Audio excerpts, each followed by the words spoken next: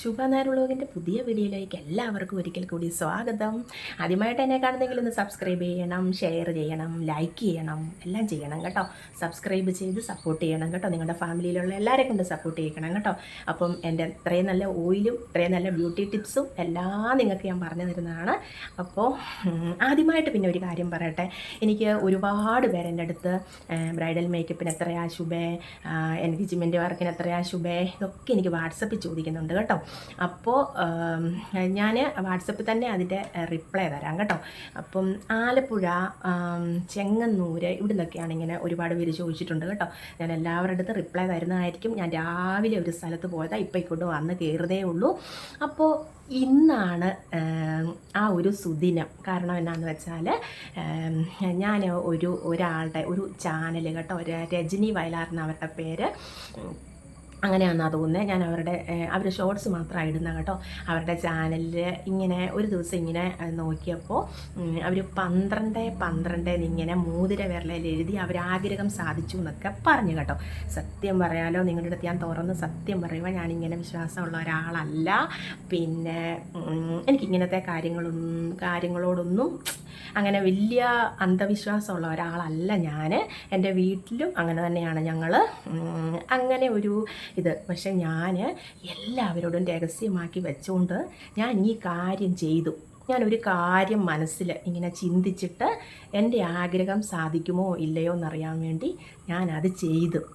അതായത് രാവിലെ 6 മണിക്കും 7 മണിക്കും ഉള്ളിൽ നമ്മൾ വലിയ നോയമ്പോ കാര്യങ്ങളോ ഒന്നും വേണ്ട. ഞാൻ രാവിലെ കുളി കഴിഞ്ഞിട്ട് വിളക്ക് കൊളുത്തി കഴിഞ്ഞിട്ട് ഈ ഒരു കാര്യം എൻ്റെ മോതിര വിരലിൽ അവർ പറയുന്ന പച്ചമഷി കൊണ്ടോ നീലമഷി കൊണ്ടോ എഴുതാമെന്നാണ് പറയുന്നത്.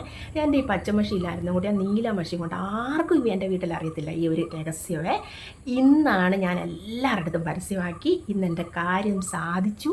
അതുകൊണ്ട് എൻ്റെ സബ്സ്ക്രൈബേഴ്സിൻ്റെ അടുത്ത് പറഞ്ഞില്ലെങ്കിൽ എനിക്കൊരു വിഷമം. സത്യം പറയുകയാണല്ലോ, ഞാൻ പറയണോ വേണ്ടയോ എന്നിങ്ങനെ ആലോചിച്ച് കേട്ടോ. എന്നെ ആരും ചീത്ത വിളിക്കല്, കല്ലെറിയരുത്, അന്ധവിശ്വാസമാണെന്ന് പറയരുത്. പക്ഷേ നമ്മൾക്ക് ആ കാര്യം എനിക്ക് സാധിച്ചു കിട്ടി. അപ്പോൾ ഞാൻ നിങ്ങളുടെ അടുത്ത് പറയണോ വേണ്ടയോ? പറയണമല്ലോ. അതുകൊണ്ടാണ് ഞാൻ നിങ്ങളുടെ അടുത്ത് പറയുന്നത് കേട്ടോ. അപ്പോൾ രാവിലെ 21 ദിവസം എഴുതാനാണ് പറയുന്നത്. എനിക്ക് 10-18 ദിവസം ആയപ്പോഴത്തേനും ഇന്ന് ആ കാര്യം എനിക്ക് സാധിച്ചു. അപ്പോൾ എങ്ങനെയാണെന്നറിയോ ഇത് എഴുതുന്നത്? 1-2-1-2 എന്ന് നമ്മുടെ മോതിര വിരലിൽ നമ്മൾ എഴുതിയിട്ട് നല്ല ഒരു കടുപ്പിച്ചങ്ങ് എഴുതിക്കും. കടുപ്പിച്ച പേന കൊണ്ട്, അതായത് ഒന്ന് എഴുതി അതിൻ്റെ പുറത്തോട്ട് തന്നെ ഒന്ന് എഴുതി നന്നായിട്ട് കറപ്പിച്ച് ആ നീല ഒരു 1-2-1-2 എന്ന് അത് 6 മണി രാവിലെ 6 മണിക്കും 7 മണിക്കും ഉള്ളിലെഴുതണം.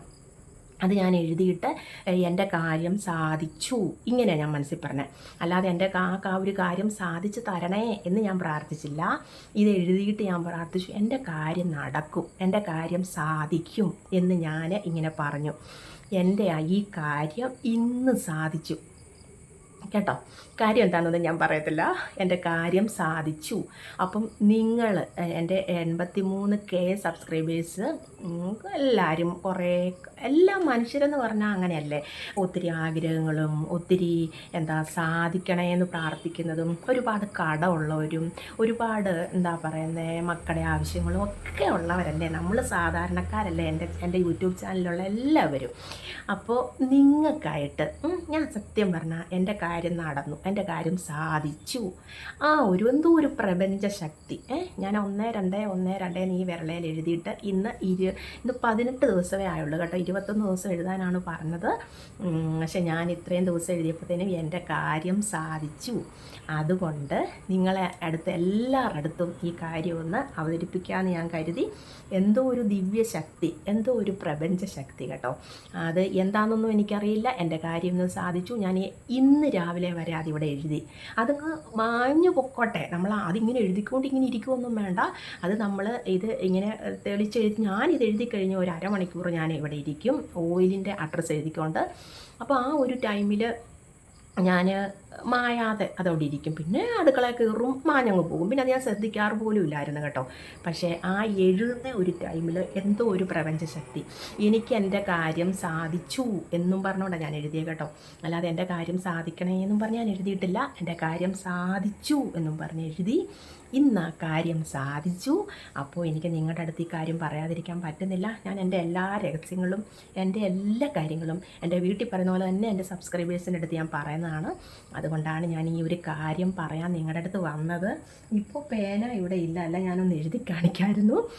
അത് ഞാൻ പറയാനായപ്പോൾ രാവിലെ ഒരു സ്ഥലത്ത് പോയേക്കുമായിരുന്നു. നമ്മളിപ്പോൾ ഇങ്ങോട്ട് വന്ന് കയറുതേ ഉള്ളൂ. അപ്പോൾ ഇനി വേറെ എന്തെങ്കിലും കാര്യം പറഞ്ഞാൽ നാളെ രാവിലെ ഇവിടെ എഴുതും. വേറെ എന്തെങ്കിലും നമുക്ക് ദൈവം സഹായിച്ച് അങ്ങനെ ഈ പറഞ്ഞ പോലെ എനിക്ക് ഈ ഒരു കാര്യം ഭയങ്കര ഒരു നടക്കണം എന്നൊരു ആഗ്രഹമായിരുന്നു. അതെനിക്ക് നടന്ന് കിട്ടി. അതാണ് ഞാൻ നിങ്ങളുടെ മുന്നിൽ വന്ന് പറയാൻ വന്നത് കേട്ടോ. ഇതൊരു വലിയ അന്ധവിശ്വാസത്തിൻ്റെ കാര്യമോ ഇത് സത്യം പറഞ്ഞാൽ അത് കണ്ടപ്പോൾ ഞാൻ ഓർത്തും നടക്കും, ഇങ്ങനെയൊക്കെ എഴുതി വെച്ചാൽ എന്ത് നടക്കാനാ, ഇങ്ങനെയൊക്കെ ഞാൻ വിചാരിച്ച ആളാണ് കേട്ടോ. പക്ഷേ എൻ്റെ ആഗ്രഹം സാധിച്ചു. നിങ്ങളെല്ലാവരും എന്തെങ്കിലുമൊക്കെ ആഗ്രഹം മനസ്സിൽ പറഞ്ഞ് ആരുടെടുത്തും മിണ്ടണ്ട, വീട്ടിൽ ആരുടെടുത്തും മിണ്ടണ്ട. നമ്മൾ വീട്ടിൽ ആരോടും ഇങ്ങനെ പറഞ്ഞിരുന്നെങ്കിൽ അവരെല്ലാം നമ്മളെ കളിയാക്കിയേനെ.